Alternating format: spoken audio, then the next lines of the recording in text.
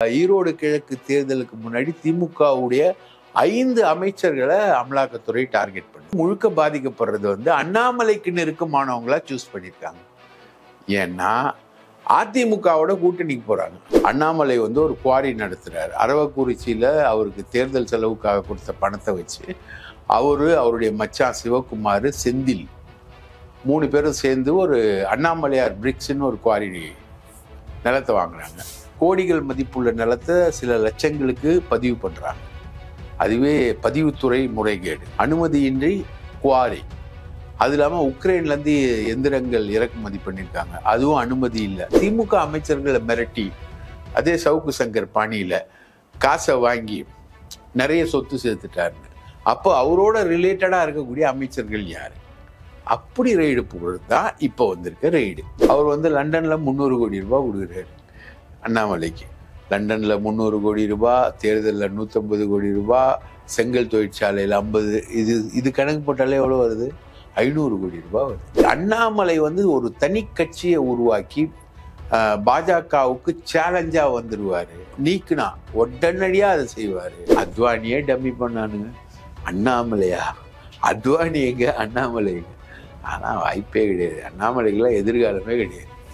தூக்கி போட்டு பந்தாடிடுவாங்க. அண்ணாமலை காலி, அண்ணாமலை மனைவி காலி, அண்ணாமலை மச்சான் காலி, அண்ணாமலை மாமனார் காலி. எல்லாரையும் லிஸ்ட் அவுட் பண்ணி வச்சுக்கிறது இல்லை நிர்மலா சீதாராமன். ஒரே ஒரு எஃப்ஐஆர் போதும். அரண்சை நண்பர்களுக்கு வணக்கம்.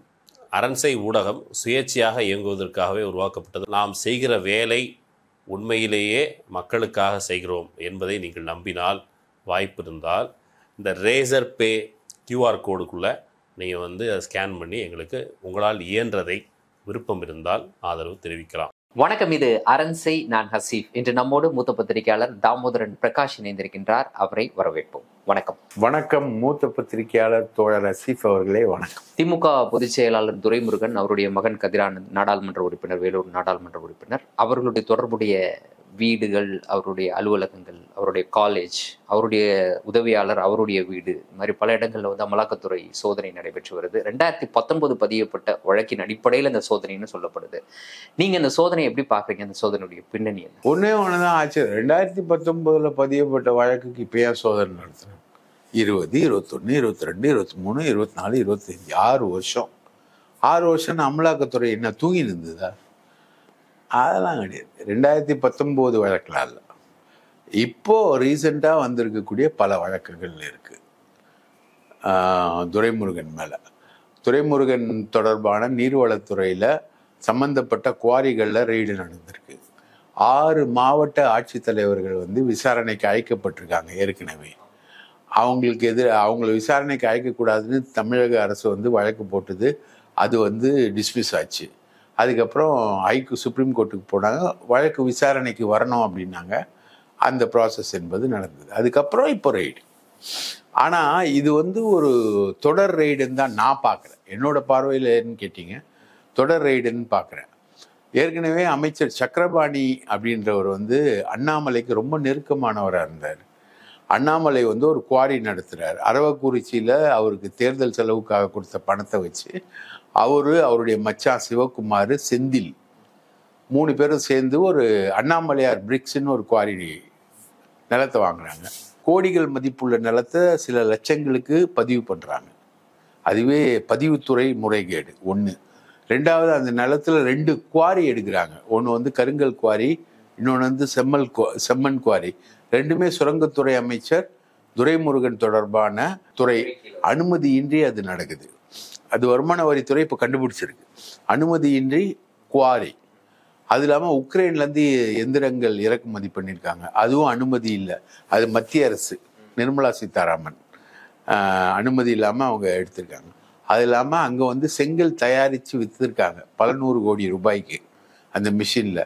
அதுக்கு கொடுக்கப்பட்ட மணல் 50 கோடி ரூபாய் மதிப்புள்ள மணல், களிமண், அதுவும் இலவசமாக கொடுக்கப்பட்டிருக்கு. கொடுத்தவர் தமிழகத்திலோட மணல் ஆப்ரேட்டரான கரிகாலன்.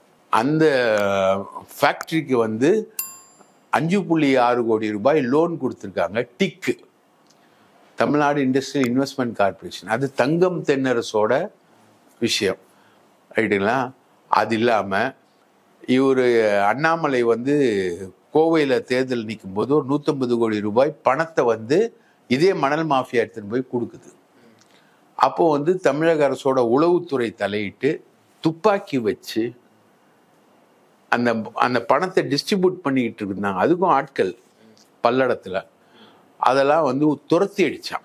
தடுத்து நிறுத்துறாங்க, துரத்தி அடிக்கிறாங்க. அப்போ திமுக கேக்குது மணல்காரங்களை, ஏன்பா நீ வந்து அண்ணாமலை வந்து இந்த அரசுக்கு எதிரி, அரசு பர்மிஷன் இல்லாம நீ வந்து மணல்லாம் ஆப்ரேட் பண்ண முடியாது தமிழ்நாட்டுல, நீ எப்படி அவருக்கு போய் 150 கோடி ரூபாய் கொடுக்குற அப்படின்னு. ஏங்க கொடுக்க சொன்னது திமுகவோட பொதுச் செயலாளர் துரைமுருகன் தாங்க கொடுக்க சொன்னார், அவர் தாங்க மினிஸ்டர் அப்படின்னு. இப்போ துரைமுருகனுக்கும் அண்ணாமலைக்குமான நெக்ஸஸ் அதிகம். சக்கரபாணிக்கு நெருக்கமான அண்ணன் செந்தில், இவர் தான் வந்து அண்ணாமலையுடைய மச்சான் சிவகுமாரோட பார்ட்னர். அவங்க நடத்தக்கூடிய அந்த செங்கல் தொழிற்சாலையில 240 கோடி ரூபாய் முறைகேடை கண்டுபிடிக்குது வருமான வரித்துறை.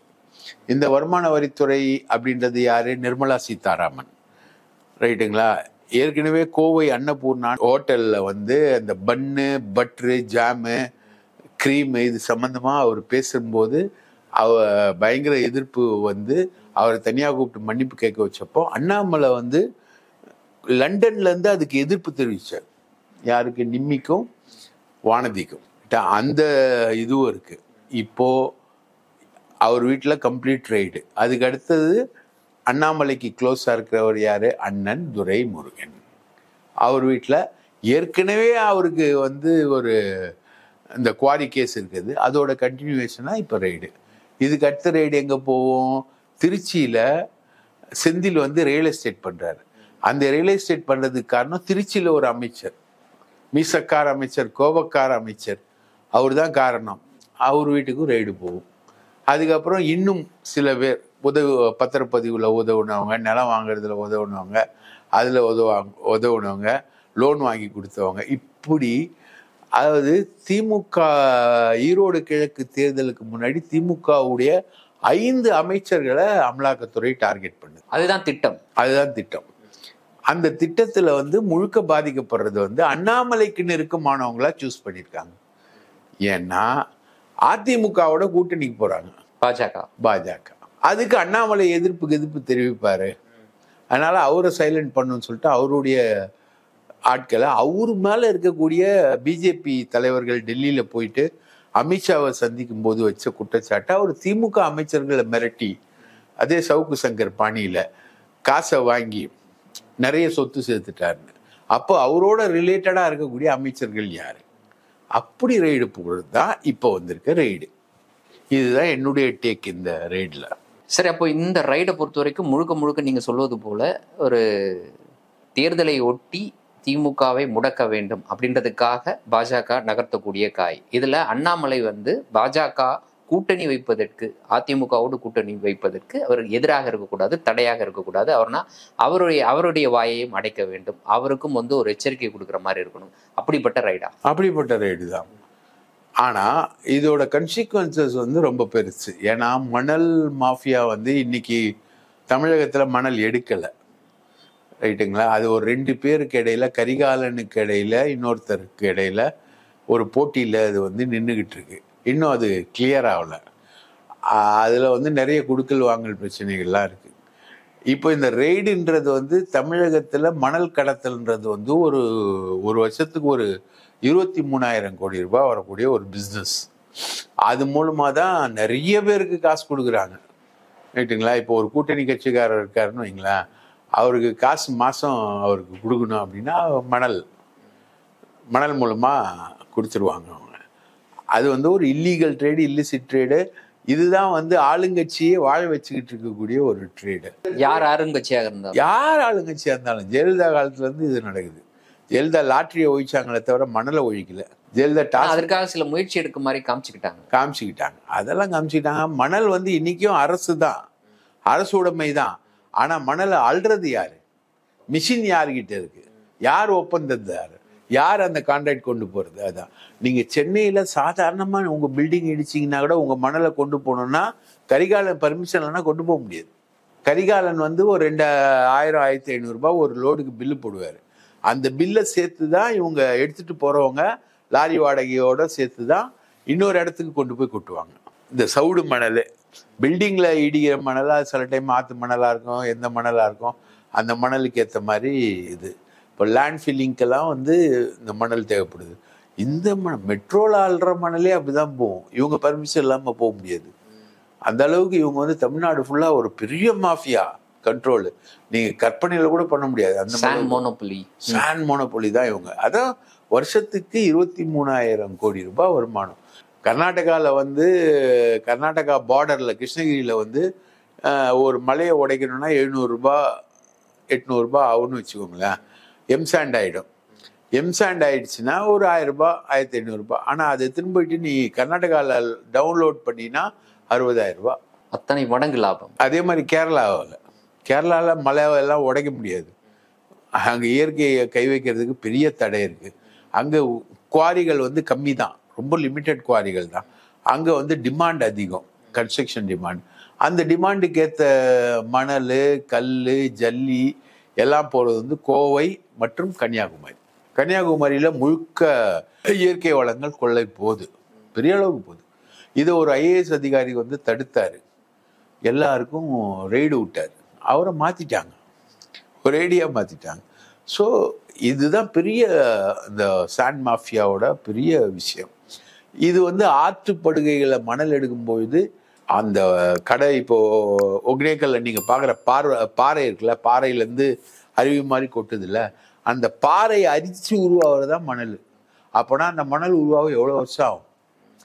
அந்த மணலை கொள்ளடிக்கிறாங்க. இது ஒரு மிகப்பெரிய மாஃபியா. அண்ணாமலைக்கு வைக்கக்கூடிய செக்குன்னு சொல்றீங்க. ஒன்றியத்தில் இருக்கக்கூடிய பாஜக நினைச்சா ஒரே நிமிஷத்துல அண்ணாமலையை வந்து தலைமை பொறுப்புலேருந்து தூக்கிடலாம்ல, வேற ஒரு தலைவரை கொண்டு வந்து அதிமுகவுடன் கூட்டணி வச்சுட்டு போயிடலாம் தானே. அது வந்து அங்கதான் அண்ணாமலையோட ட்ரிக்கு பிளே பண்றாரு. அண்ணாமலைக்கு ஒரிஜினலாக என்ன பிரச்சனை, எடப்பாடிக்கும் அண்ணாமலைக்கும் என்ன பிரச்சனை, செந்தில் பாலாஜிக்கும். செந்தில் பாலாஜியை ஏன் தூக்கி அண்ணாமலை உள்ள வைக்கிறாருன்னா, கவுண்டர்கள் தான் தமிழகத்தில் தொழிலில் இருக்கவங்க, புரியுதுங்களா? தமிழகத்தில் வட்டிக்கு வர்றவங்க அதிகமாக இருக்கக்கூடிய இடம் வந்து கரூர். கரூர் தான் அண்ணாமலை, கரூர் தான் செந்தில் பாலாஜி. எடப்பாடி வந்து சேலம், அவ்வளோதான் வித்தியாசம். இப்போ எடப்பாடி வந்து கவுண்டர்கள் தலைவராக உருவாகிறார். அதுக்கு காம்படிட்டர்ஸ் யார்? 2 பேர். ஒன்று செந்தில் பாலாஜி, இன்னொன்று வந்து அண்ணாமலை. இப்போது அண்ணாமலை என்ன பண்ணுறாரு, ஒரு பெரிய நெட்வொர்க்கை உருவாக்குறாரு, இண்டஸ்ட்ரியல் நெட்வொர்க்கை. அதுக்கு ஈக்குவலாக சம்பாதிச்சும் அதுக்கான பேக்ரவுண்ட்லேயும் போகிறாரு. ஆயிரக்கணக்கான கோடிகள் சம்பாதிச்சார்.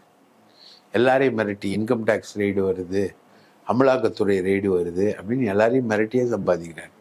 இப்போது நான் சொல்கிற ஒரு அமைச்சர், அவர் பேர் பற்றி நம்ம சமூக வலைதளங்களில் ஆல்ரெடி எழுதியிருக்கோம். அவர் வந்து லண்டனில் 300 கோடி ரூபாய் கொடுக்குறாரு அண்ணாமலைக்கு. லண்டனில் 300 கோடி ரூபாய், தேர்தலில் 150 கோடி ரூபாய், செங்கல் தொழிற்சாலையில் 50. இது கணக்கு போட்டாலே எவ்வளோ வருது? 500 கோடி ரூபாய் வருது. ஸோ 500 கோடி ரூபாய் அங்கேருந்து வருது. அது இல்லாமல் இன்கம் டேக்ஸ் அது இதுன்னு சொல்லிட்டு ஒரு 1000 கோடி ரூபாய். இது எல்லாத்தையும் அவங்க மனைவி வந்து ஷேருன்னு சொல்லிட்டு, அகிலா, அவங்க வந்து ஷேருன்னு சொல்லிட்டு பயங்கர இன்வெஸ்ட்மெண்ட்டு, இன்டர்நேஷ்னல் இன்வெஸ்ட்மெண்ட். எல்லாமே ஃபோர்ஜரி கம்பெனிகள், அது உண்மையான கம்பெனிகளே கிடையாது. அதில் போட்டு கணக்கு போட்டு வாங்கி வச்சிருக்காங்க. ஸோ அண்ணாமலை வந்து ஒரு தனி கட்சியை உருவாக்கி பாஜகவுக்கு சேலஞ்சா வந்துடுவாரு. ஒருவேளை அவரை பதவியை விட்டு நீக்குனா உடனடியா அதை செய்வாரு. கொங்கு நாடு ஜனதா கட்சி அதுக்கு பேரை வச்சு அவர் வந்துடுவாரு. அப்போ கொங்கு பெல்ட்ல தான் இவங்களுக்கு கொஞ்சம் ஹோல்டு இருக்கு பிஜேபிக்கு, அந்த ஹோல்டையும் அவர் சாப்பிட்டுருவாரு அப்படின்ற ஒரு பயம்தான் அண்ணாமலையை கண்ட்ரோல் பண்றதுக்கான விஷயம். வெளிப்படையாக பாஜக தரப்புல இருந்தே பேசிக்கிட்டு இருக்கிறாங்க. தமிழிசை சவுந்தரராஜன் சொல்லியிருக்கிறாங்க. அதோடு சேர்ந்து ஒவ்வொரு மாநிலத்திலையும் பாஜகவினுடைய தலைமை பொறுப்பில் இருக்கவங்களை புதிதாக தேர்ந்தெடுப்பதற்கு பொறுப்பாளர்களாக நியமிச்சிருக்கிறாங்க. அப்படி பார்க்கும் பட்சத்தில் தமிழ்நாட்டினுடைய பாஜக தலைவரும் மாற்றப்படலாம் அப்படின்னு இன்னைக்கு பரவலாக பேசுறாங்களே. இது நமக்கு முன்னாடியே நம்ம அரசியலில் பேசிக்கிட்டு தானே இருக்கும், இவர் மாற்றப்படுவார் அப்படின்னு. அதாவது அவங்க ஏடிஎம்கே வந்து தான் பெட்டர் சாய்ஸ்ன்னு அவங்க நினைக்கிறாங்க. இவரோட ஃபார்முலா வந்து 20 எம்பி தொகுதிகள் நான் ஜெயிப்பேன், திமுக கூட்டணி இல்லாமல் ஒரு தனியாக கொண்டு வருவேன், நான் வந்து ஒரு 18% ஓட்டுக்களை நான் பெற்றிருக்கேன், வாங்கியிருக்கேன், போயிருக்கேன் அப்படின்ற மாதிரி ஒரு பில்டப் இருக்குல்ல, build up ACS, TTV Dinakaran, OPS, இவங்க நெல்லையில் நயினார், இவங்கெல்லாம் தென் சென்னையில் தமிழிசை, இவங்கெல்லாம் வாங்கின ஓட்டுகளை வச்சு கணக்கு போகிறாங்க. இதெல்லாமே வந்து பிறழ் ஓட்டுகள். அதாவது அதிமுககாரன் ஓட்டு போட தயாராக இல்லை, இது சென்ட்ரல் எலெக்ஷனு. அப்போ பிறழ் ஓட்டுகளாக நிறைய பேர் ஓட்டு போடல, கொஞ்சம் பேர் இந்த சைடும் ஓட்டு போட்டுருக்காங்க. அதில் கிடைச்ச ஓட்டுகள், இந்த ஓட்டுகள் வந்து இப்போ சட்டமன்ற தேர்தலில் செல்லாது. சட்டமன்ற தேர்தல்னா பாமக வந்து உங்கள் கூட நிற்காது. பாமக கண்டிப்பாக அதிமுகவோட போயிடும். பாமக இல்லாத பாஜகன்றது ஒன்றுமே இல்லை, ரைட்டா? குறைந்தபட்ச ஓட்டுகளுக்கான கேரண்டி கூட கிடைக்காது. ஸோ பாஜக வந்து இந்த முறை தனியாக நின்றுதுன்னா நோட்டாவோட தான் அது போட்டி போடும். அதான் நிலவரம், உண்மையான நிலவரம். ரெண்டாவது, ராஜ்யசபா உறுப்பினர்கள் அதிமுகவுக்கு ஒரு 4 பேர் இருக்காங்க டெல்லியில். அந்த 4 பேரோட ஆதரவு வந்து ஒரே நாடு ஒரே தேர்தல் மசோதா, வக்ஃபு வாரிய மசோதா, இந்த மாதிரி மசோதாக்களுக்கு தேவைப்படும். தொடர்ந்து இன்னொரு தடவை ராஜ்யசபா உறுப்பினர் ஒருத்தர் வந்து அதிமுக சார்பில் தேர்ந்தெடுக்கப்பட வாய்ப்பு இருக்கு. ஸோ இதெல்லாத்தையும் வந்து சிபி ராதாகிருஷ்ணன் அப்படின்னு ஒரு பிஜேபிக்காரர், அவர் வந்து மகாராஷ்டிராவில் கவர்னராக இருக்கார். அவர் வந்து இதை யோசிக்கிறார். அவர் வந்து வேலுமணியோட ரொம்ப க்ளோஸு. அவர் கோயம்புத்தூர்காரர், கவுண்டரு, ரொம்ப ஸ்ட்ரெயிட் ஃபார்வர்டான ஒரு பர்சனாலிட்டி, ஒழுக்கமான ஒரு ஆள், ரொம்ப ஒழுக்கமான ஆள். அண்ணாமலை மாதிரி கவிச்சிலால் ரொம்ப ஒழுக்கமான ஆள். அவர் வந்து ஆன்டி டிஎம்கே. அவர் அப்போது டிஎம்கே வந்து கேக் வாக்கில் விட்டுரும். இப்போ இவங்க பிஜேபி தனியாக போட்டால் டிஎம்கே வந்து கேக் வாக்கு. சரி, பிஜேபி சேர்ந்துன்னா அதை விட பெரிய கேக் வாக்கு, மைனாரிட்டி ஓட்டு வராது. ஏடிஎம்கேவோட சேர்ந்தா இது வரைக்கும் எடப்பாடி பில்டப் பண்ணி வந்தார்ல, மைனாரிட்டி வாக்கு. எஸ்டிபிஐ மாநாட்டில் பேசினார் இல்லையா, என்ன பேசினார்? 2031 கூட நான் வந்து பிஜேபியோட சேர மாட்டேன்னு எஸ்டிபிஐ மாநாட்டில் பேசினார். அதெல்லாம் வந்து இது. ஆனால் சிபிஆர் என்ன நினைக்கிறாரு, இந்த மாதிரிலாம் விட்டால் வந்து பிஜேபி டிஎம்கே வந்து கேக் வாக்கில் வந்துடும் அப்படின்றது அவருடைய கால்குலேஷன். அது அவரோட கால்குலேஷன். அதனால ஒரு கூட்டணி பிஜேபி ஏடிஎம்கே, பிஜேபி கூட்டணிக்குள்ளே வந்து டிடிவி தினகரன், சசிகலா, ஓபிஎஸ் அப்படின்னு. போன தடவை நீங்கள் பார்த்தீங்கன்னா 75 சீட்டு ஏடிஎம்கே ஜெயிச்சது, 50 சீட்டில் குறைந்த வாக்கு வித்தியாசத்தில் தோத்துச்சு. அப்போ அந்த இடங்கள் எல்லாத்துலேயும் வந்து அமமுக கொஞ்சம் நல்லா ஓட்டுகள் வாங்கியிருந்தது 50 சீட்டில். அப்போது கணக்குப்படி போட்டு பார்த்தோன்னா அமமுகவும் ஏடிஎம்கேவும் ஒன்றா சேர்ந்து நின்னா ஒரு 100க்கு மேலே சீட்டுகளை வாங்கிடும் அப்படின்ற. குறைந்தபட்ச எதிர்கட்சி ஜஸ்ட் ட்ரை பண்ணால் ஆளுங்கட்சி அப்படி வந்திருக்கும் அப்படின்றது தான் சிபிஆரோட கால்குலேஷன். ஸோ பிஜேபி ஒரு தனி அணியாக இவங்க எல்லாரையும் சேர்த்துட்டு வர மாதிரி, ஏடிஎம்கே வந்து மர்ஜ் பண்ணிக்கிற மாதிரி அந்த அணியோட, அதிமுக அணியுடன் என்டிஏ கூட்டணி அப்படின்ற மாதிரி, அதிமுக தலைமை கூட்டணிக்கு தலைமை அப்படின்ற மாதிரி ஒரு இது. அது இன்னும் கூட்டணி தலைமையெல்லாம் இன்னும் நிறையா, அது பெரிய சிக்கல் வரும். யார் முதலமைச்சர், யார் தலைமை, அதெல்லாம் இன்னும் பேசி முடிவெடுக்கல. ஆனால் அமித்ஷா வந்து நேரடியாக இப்போதைக்கு இந்த ஃபார்முலாவை தான் போன சட்டமன்ற தேர்தலில் முன் வச்சார் அமித்ஷா. ஆனால் எடப்பாடி கேட்கல, நான் சேர்க்க மாட்டேன், கிட்ட சேர்க்க மாட்டேன், அவங்கள வந்து சசிகலாவின் தினகரனுக்கும் நான் வாழ்க்கை கொடுக்க மாட்டேன் அப்படின்ற மாதிரி ஒரு நிலை எடுத்தார். அது அவருடைய சர்வைவலுக்கான ஒரு நிலை. இப்போ மறுபடியும் அதுக்கான விஷயங்களை வந்து சிபி ராதாகிருஷ்ணன் அவர் இது பண்ணுறாரு. அவர் முன்னாடி, அந்த கவுண்டர் முன்னாடி இந்த சின்ன கவுண்டர் நிற்க முடியாது. யார்? நம்ம அண்ணாமலை. ஏன்னா அவர் அவ்வளோ பெரிய ஸ்டேட்டுக்கு கவர்னராக இருந்த ஒரு சின்ன கரப்ஷன் சார்ஜ் கூட அவர் மேலே கிடையாது. மகாராஷ்டிராவில் கவர்னராக இருக்கார். இப்போது சின்ன கரப்ஷன் சார்ஜ் கூட, நான் அவர்கிட்ட பர்சனலாகவே பழகியிருக்கேன். பயங்கர ஒரு டிசிப்ளினான பக்திமான் அவர், ஆர்எஸ்எஸ்கார். பிஜேபி என்ன யோசிக்குதுன்னா, அப்ரப்டா வந்து அண்ணாமலையை ஓரங்கட்டிட முடியாது. ஓரங்கட்டினா அது பிஜேபிக்கு பிரச்சனை. தலைமை பொறுப்புல இருந்து அண்ணாமலையை நீக்கினாலும் கூட ஒரு அதற்கு இணையாக இன்னொரு பொறுப்பு அப்படின்றது கொடுத்து அவரை கட்சிக்குள்ள நீடிக்க செய்யணும், கட்சியை விட்டு வெளியில போயிடக்கூடாது அப்படின்றதுல உறுதியா இருக்கு. அப்படித்தானே? அப்படிதான். ஆனா அது காலப்போக்கில் அத்வானியே டம்மி பண்ணானுங்க. அண்ணாமலையா? அத்வானி எங்க, அண்ணாமலை எங்க? ஆனால் வாய்ப்பே கிடையாது. அண்ணாமலைக்கெல்லாம் எதிர்காலமே கிடையாது. தூக்கி போட்டு பந்தாடிடுவாங்க. அவன் ஒரு கவுன்சிலர் தேர்தலில் கூட நிற்காம ஆயிரக்கணக்கான கோடி ரூபாய் சம்பாதிச்சதை வச்சுன்னு அவர் ஓட வேண்டியது தான். வேற அவருக்கான வாய்ப்பு இல்லை. கேடி ராகவனுக்கு கூட இப்போ அவரால் டேமேஜ் ஆகி ஆபாச படம்லாம் எடுக்கப்பட்டு ஹனிட்ராப் வீடியோலாம் போடப்பட்டு கேடி ராகவனுக்கு கூட ஒரு சின்ன எதிர்காலம் வந்து இப்போ வருது. ஆனால் அது கூட அண்ணாமலைக்கு கொடுப்பாங்களான்ற சந்தேகம். ஆனால் உடனடியாக அதை அண்ணாமலையை நிர்மூலம் பண்ண முடியாது. ஏன்னா அவ்வளோ 150 கோடி ரூபாய் செலவு பண்ணியிருக்கு ஆர்எஸ்எஸ் அண்ணாமலைக்காக மட்டும். அவரை வளர்த்தி எடுத்து தமிழகத்தில் திராவிட தத்துவத்தை அழிக்கிறதுக்கு அவ்வளோ செலவு பண்ணியிருக்காங்க. அதனால அவ்வளோ சீக்கிரம் ஆனால் அது ஒரு ஃபெயிலியர் ப்ராஜெக்ட். அதை பாஜக உணர்ந்திருக்கா? ஆமாம், பிக் கேஸ் பலூன். இப்போ ரெய்டு மேலே ரெய்டு வச்சு குட்டுறாங்கல்ல. அண்ணாமலை காலி, அண்ணாமலை மனைவி காலி, அண்ணாமலை மச்சான் காலி, அண்ணாமலை மாமனார் காலி, எல்லாரையும் லிஸ்ட் அவுட் பண்ணி வச்சுக்குது இல்லை நிர்மலா சீதாராமன். ஒரே ஒரு எஃப்ஐஆர் போதும், அண்ணாமலை ஜெயிலுக்கு போயிடுவார். ஆனால் அது செய்ய விரும்பல அவங்க. அடுத்த ஒரு பிக் கொஸ்டின் வந்து, யார் பாஜகவினுடைய மாநில தலைவர்? அது நிர்மலாட்ட கொடுத்துருக்காங்க. கிஷன் ரெட்டின்னு ஒரு அமைச்சர், அவர்கிட்ட தான் பொறுப்பு கொடுத்துருக்காங்க. ஆல் இண்டியாவுக்கு இப்போ தலைவர் தேவை. அது யாருன்னு தெரியல. ஒருத்தர் வந்து எதிர்பார்த்தாங்க, தேவேந்திர பட்னவிஸ். அவர் வந்து மகாராஷ்டிரா சிஎம் ஆயிட்டார். அவர் இருந்ததுன்னா அவர் தான் தலைவராக இருப்பார். ஒரு மகாராஷ்டிரா சிஎம் ஆயிட்டார். பிரச்சனை என்ன தெரியுங்களா? இந்த நாக்பூர் ஆர்எஸ்எஸ்க்கும் குஜராத்காரங்களுக்கும் ப்ராப்ளம், மகாராஷ்டிரியன்ஸ்க்கும் குஜராத்துக்கும் ப்ராப்ளம். இது வந்து கரெக்டாக கர்நாடகாவுக்கும் தமிழ்நாட்டுக்கு இருக்கிற ப்ராப்ளம் மாதிரி.